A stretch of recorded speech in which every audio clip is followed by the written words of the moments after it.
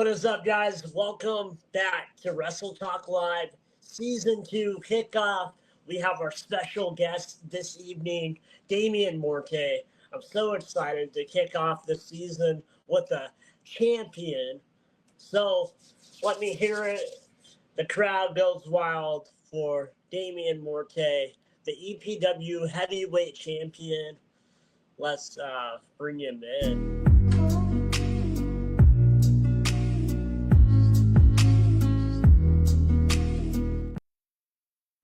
Man, what is Damien? going on, brother? How you been doing?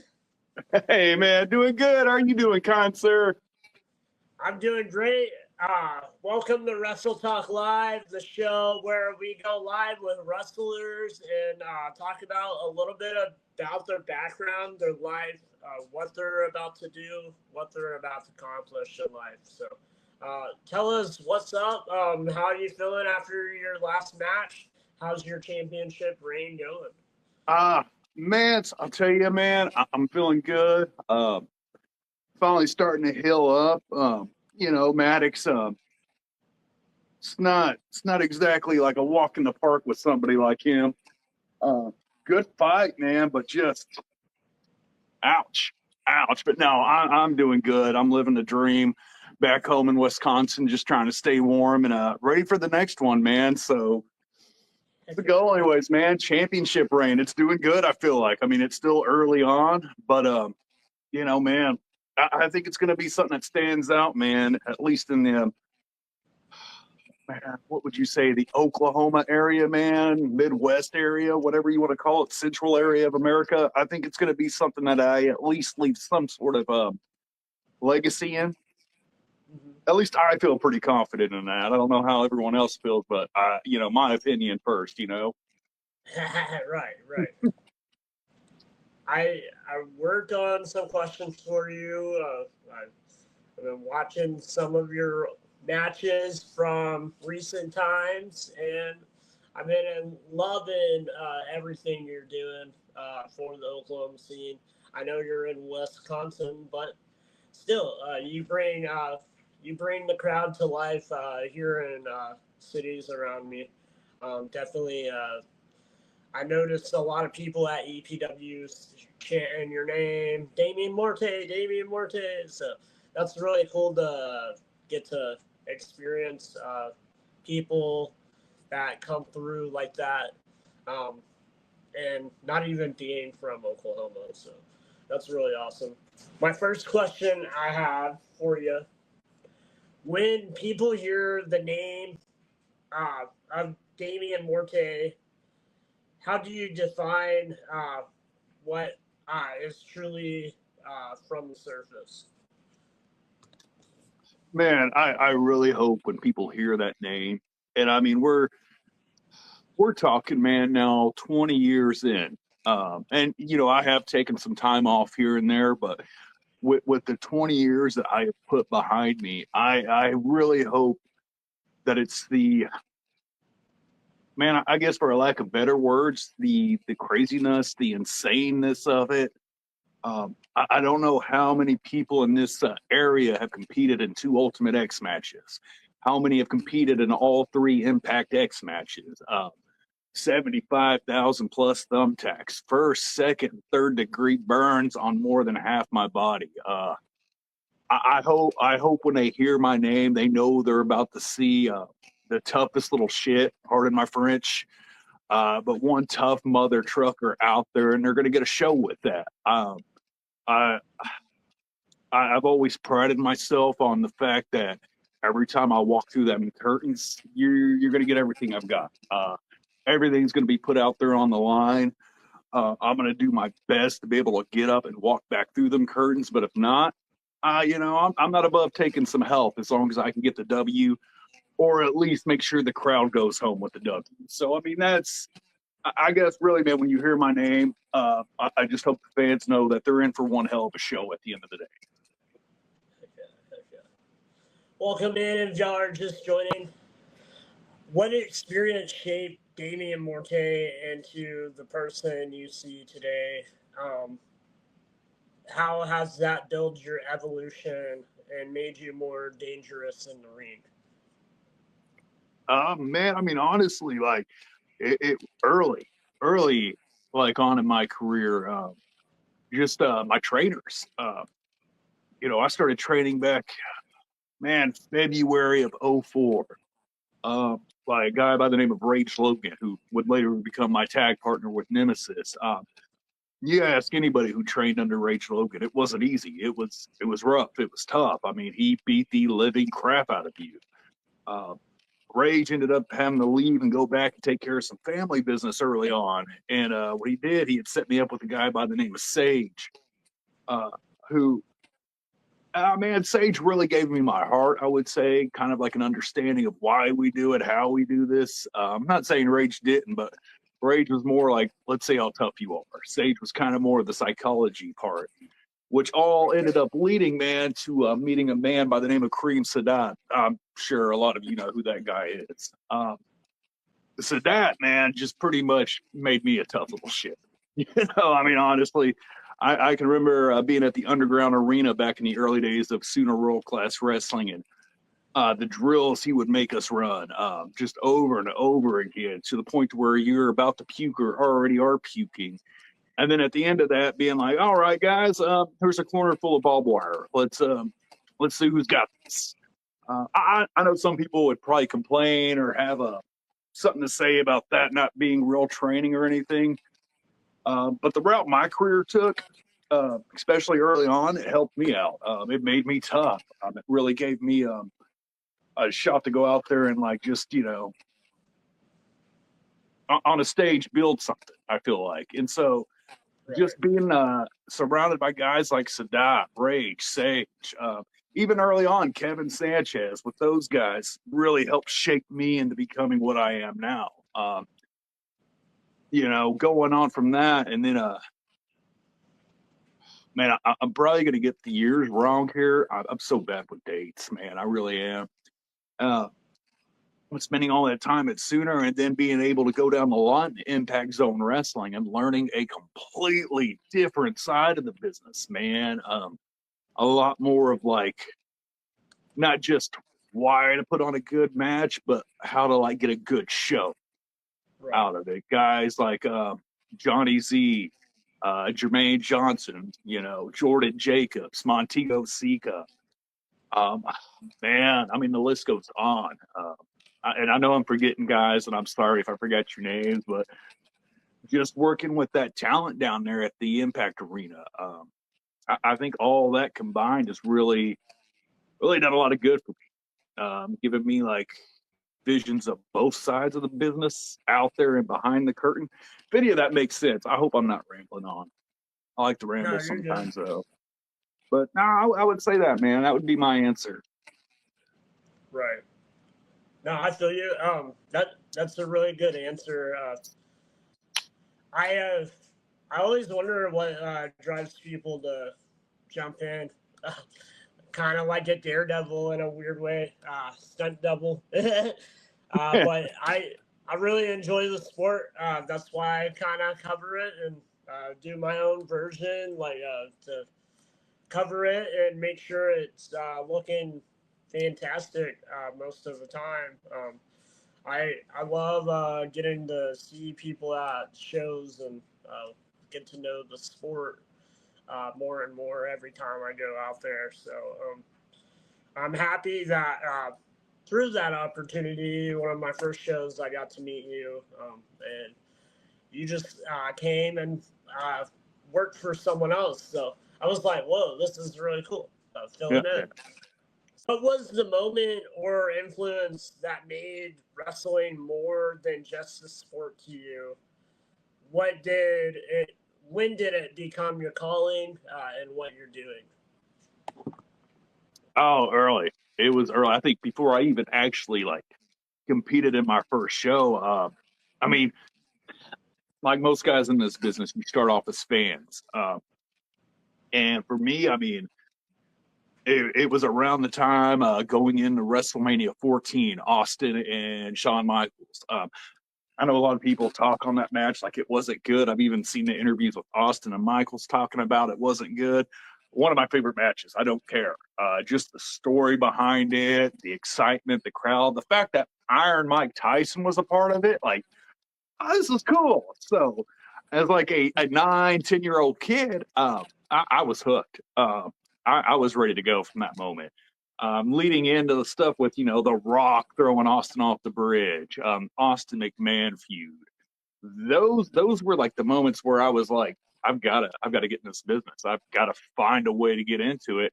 And I'm not even a young teenager yet, but those moments like that, watching my heroes on TV, man, that's what led me. That's where I knew that this was my calling.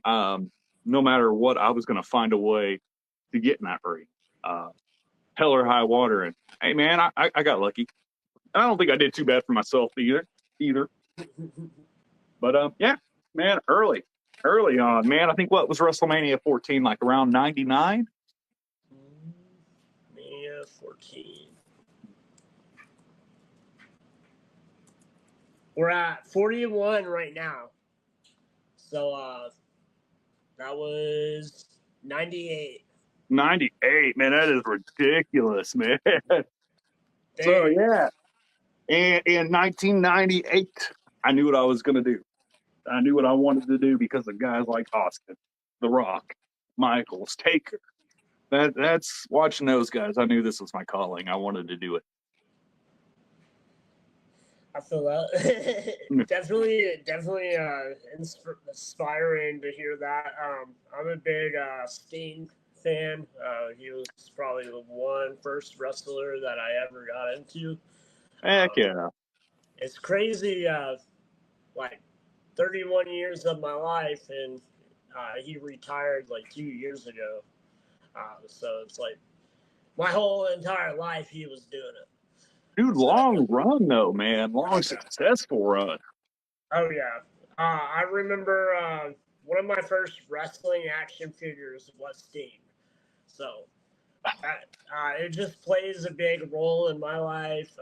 I had some medical stuff as a kid, and I won't go too much into that because that's the mystique of who I am. Heck yeah. But as a kid, just like seeing it on TV, it always like made me want to be a part of it in some way. And I grew up with the disability, so I was like, what could I be?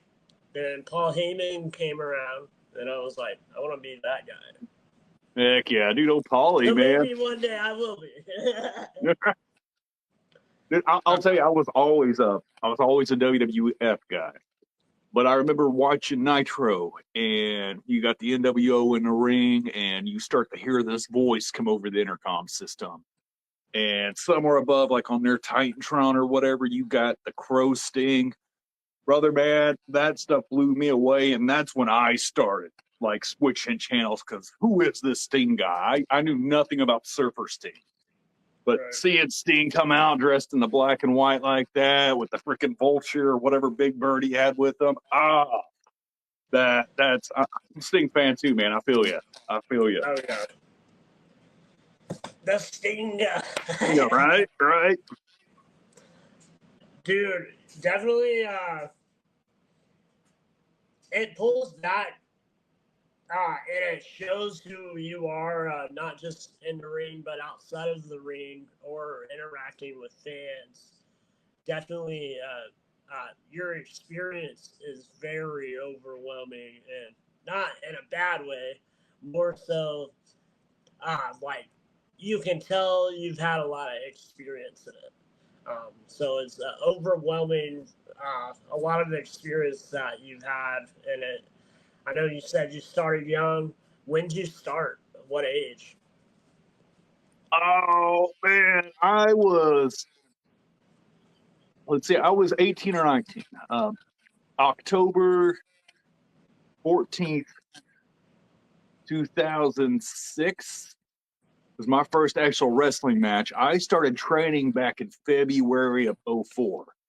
So I was roughly 18, 19 years old when I first started really breaking into the business.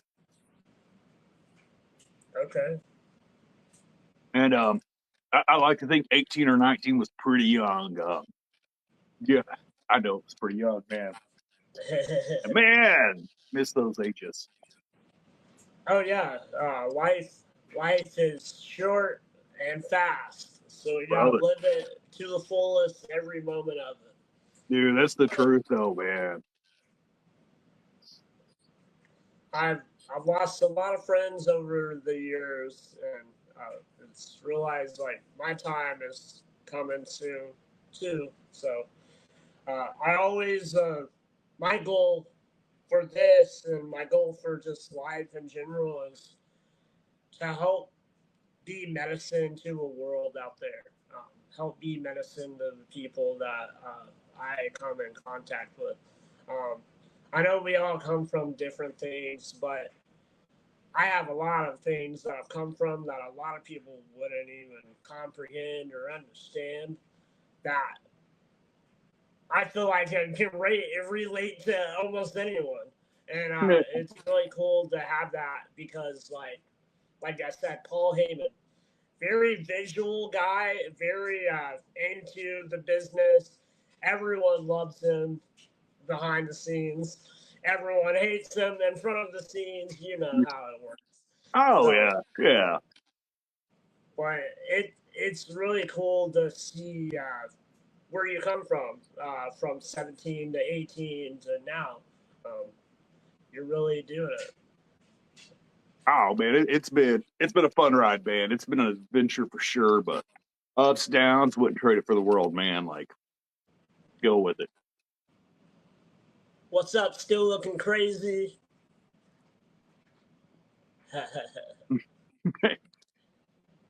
um, okay.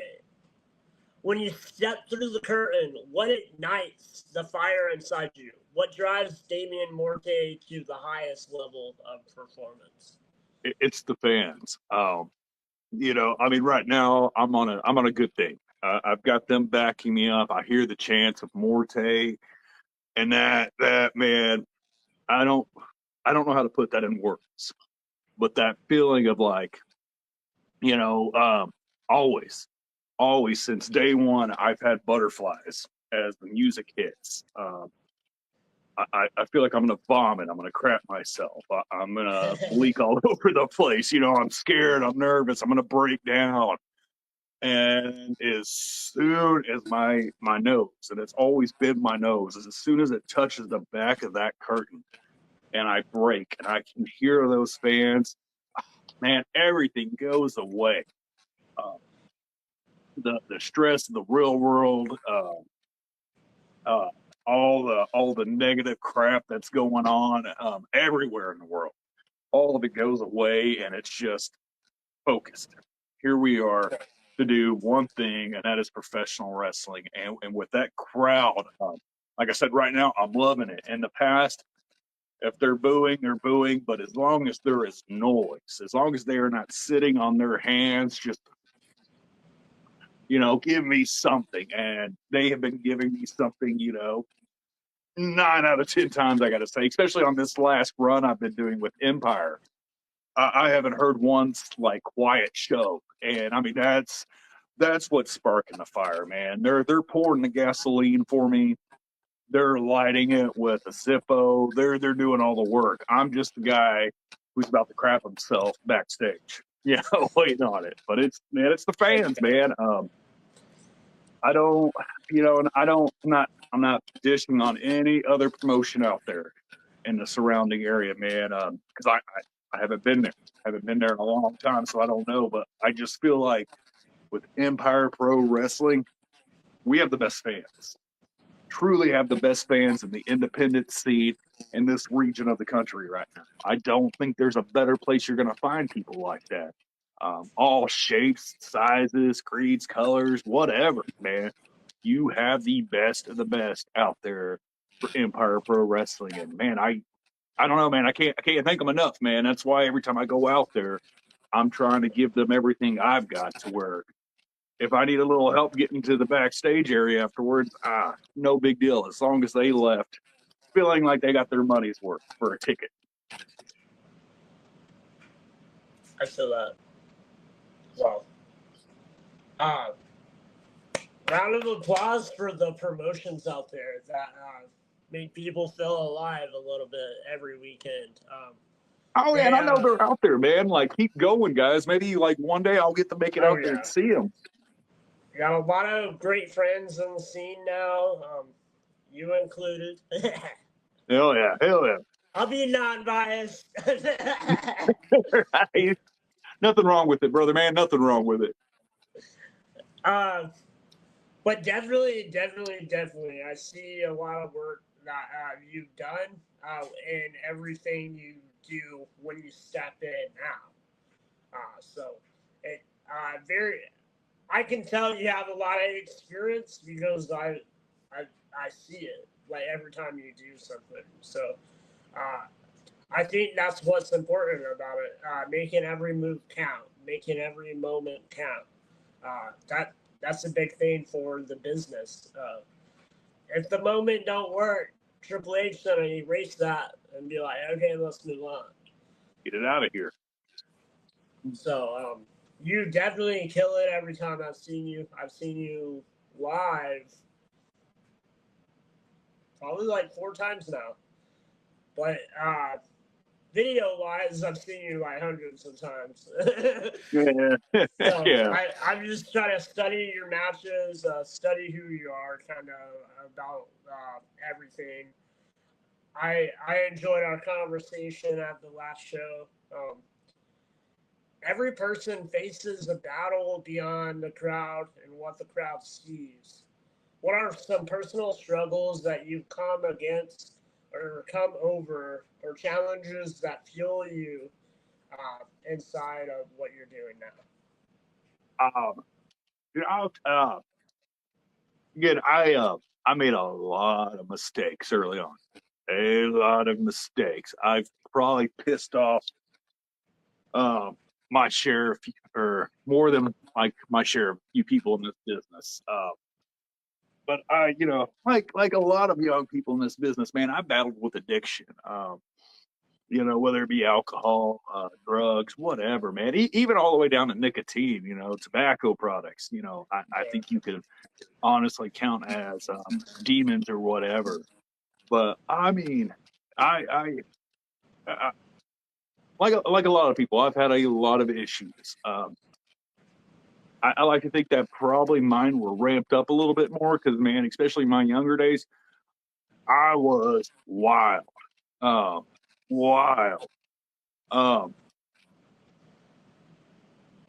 I mean, up until 2 weeks ago, I can now say I'm nicotine free. I haven't done any sort of drug. Hey, thank you, thank you. I've been drug free for I couldn't tell you how long, man. I've got some years behind me now on that. Do I go out and occasionally have a drink and all that? Oh, hey, man, but it is nothing like what I used to be. So I mean, those were things that challenged me in a way. Thank God I had people around me that gave a shit. Were around me to help. I've got an awesome like family, son, wife. My partner from back in the day, Rage Logan, was always there through me a lot of that, or was with me through that. But now it's nice to be at a point to where I'm like, the challenges that I have in life now are like, am I going to wear blue jeans or am I going to wear acid wash jeans? That now, I'm behind or I'm past all the BS. And just in case anybody out there is going through anything, do it. Get it done with, get it over with. Don't ever feel like you're too big to ask for help too. Like, man, there's times I had to break down on my knees and beg, people for help. Do it. Do whatever it takes to get clean and achieve your goals for it. Don't succumb to it. Seen that happen way too many times, and it's freaking sad, brother. Fucking sad. Yeah, definitely been through my hand of struggles, depression, life itself. It can be an abyss at times, and you kind of have to fight your demons to get out of that hole. And Absolutely, man. I've learned that in the hardest moments of life, and I've learned that in the smallest moments of life. And at the end of the day, it's the same lesson. So, Be nice if they had a book on how to do it all, too. right. Congrats on being sober. Congrats on the sober mind. Congrats on everything that you've struggled through to get to this moment. Because if it weren't through those struggles, you wouldn't be the strong human that you are today. Dude, it's, it sucked going through it, but man, you look back on it and you're like, every lasting scar meant something. Like it's there for a reason. It's a foundation that you can add more to now. And it's just, I don't know, man. It sucked going through it, but I'm like, I'm better for it, And I think most people who go through stuff like that, they're better for it as well. So it all around sucks, but you can take something like that and you can make the best out of it. Anybody can do it, man. And especially if somebody out there is listening and they're going through it, just, man, it gets better. It gets better. There is light at the end of that tunnel. If Damien Morte could send a message to every opponent standing in his way, what would that message be?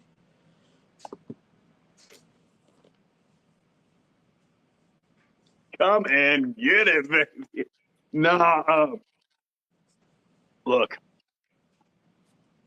it took me 20 years to get this. You step up, bring that A game with you, because I'm bringing mine.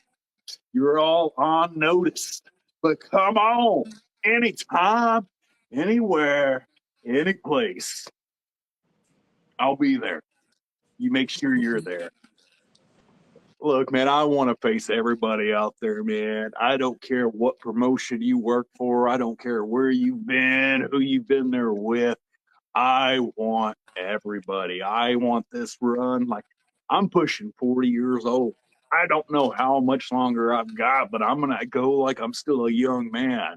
So if you're out there and you want to step up, please step up. Let me have it, man. I want you and I want your best. Whoever you are. Come on, let's do it. So that brings us to the final bell.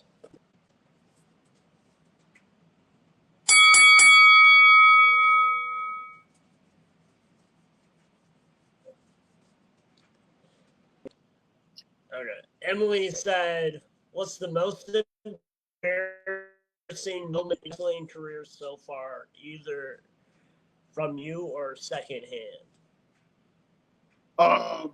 Man. So it was at the Underground Arena, Sooner World Class Wrestling. It was either the second or third Christopher Crow Memorial tournament show. It was myself, Drake Gallows. Oh man, we're talking like summertime heat. I think the AC was out. It was just hot. This match is up on YouTube too somewhere. It's awesome, shaved head and everything I had. I think I even had a shaved face at that time, looking like I'm in my young 20s. Probably like 25, 28. But so me and Drake, we're going at it. Everything's going great until the end, and I'm done. I am done. And Drake, he ends up hitting me with, man, 2 or 3 F5 like moves. Got me on the ground. He's got me pinned 1, 2, 3. I have to roll out of the ring and hide my head under the ring due to the amount of puke, vomit that I've got coming out. And it's a packed house. Like you've got Crow's family there. My family is there. Like, hey, everybody, come watch me wrestle. And then at the end of it, I am just vomiting. I don't know if anybody in the crowd actually caught it or seen it, but that was one of my most embarrassing moments, at least professionally for me, because I should have been in better shape. It was, it's at my fallen brother's show. Like, but I could laugh about it, but it was still embarrassing. Yeah. It's not good, man. It was a lot too, and like I don't know who had to clean it up, but dear God, if you're out there and you see this and you're the one who had to clean that up, I'm sorry. It was gross. Gross, man. Thank you, Emily, by the way, for your question. Yeah, I hope it was a good answer for you. I'm sure I've got more embarrassing moments out there, but that was a major one. If I could think of something else, man, I'll let you know. She would die. Laugh out loud. For the fans watching, what's a word of advice or motivation that you can give out to them as they're going through their life? Maybe trying to become a wrestler just like you at 18 and 19. What's something you would like to throw at them to encourage them? Be smart. And by that, I mean, don't bank on it. Get yourself set up with something, whether it's in schooling. I'm a huge fan of trade schooling. If you're going to college, hey, awesome. I definitely do a lot of supporting like trade school types of options. But have that backup plan. Nothing in professional wrestling is cheap. And until you make it somewhere, man, you're going to be spending money on it. So have yourself an actual career to go off of just to take care of yourself. And also it's know that it's not if you're going to get hurt, but when you're going to get hurt. Have some sort of insurance on yourself.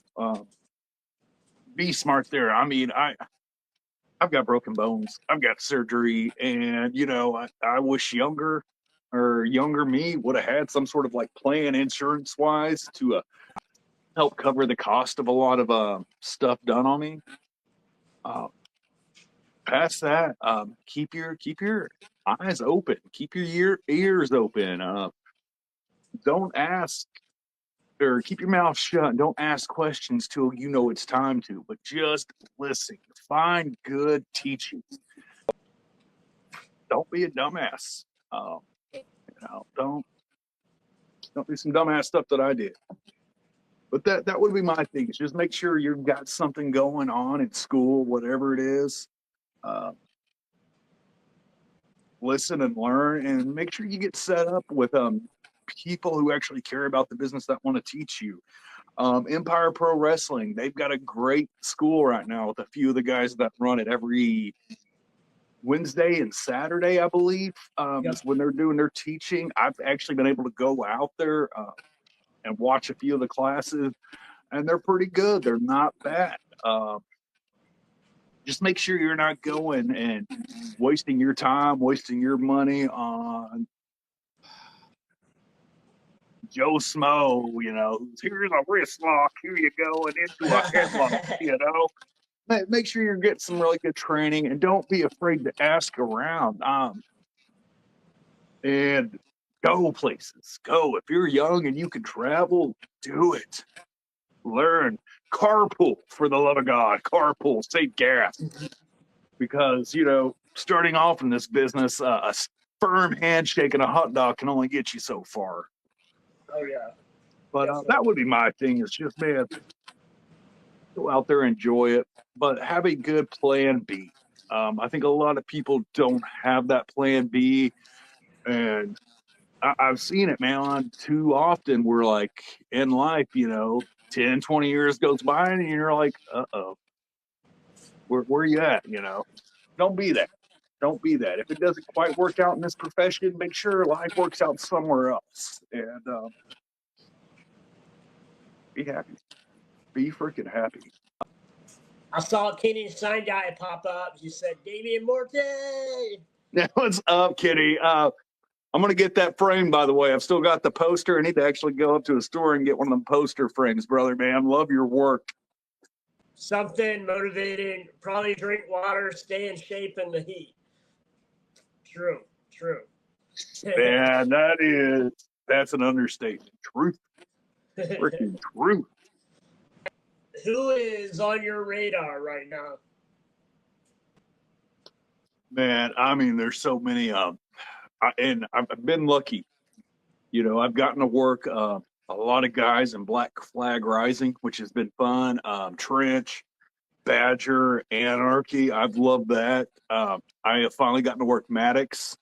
I still would love to get in a ring with Malachi. I've been fortunate to work with his partner in a four-way ladder match, talking about Tank there.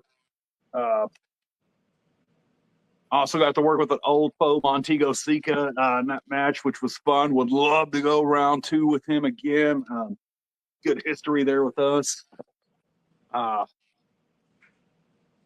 Right now, I would love to do something with I love the guys from Trapped, Remy and Marquez, loving them, and which right there, 2 guys from the Empire School. Floyd Maystorm, loving everything I see about him. I'm not a social media guy. I don't know a whole lot about this stuff. I've been off for so long, but that is one guy I see out there promoting and hammering it in, and I'm like, all right, man, I respect that. Love that. You know, if you come over to Empire, you see a 7-foot giant by the name of Jack Tallis. As intimidating as that man is, you know, I wouldn't mind trying to go toe-to-toe just to see where I stand with that. Plus, that dude's got some experience out there that would be great to learn from.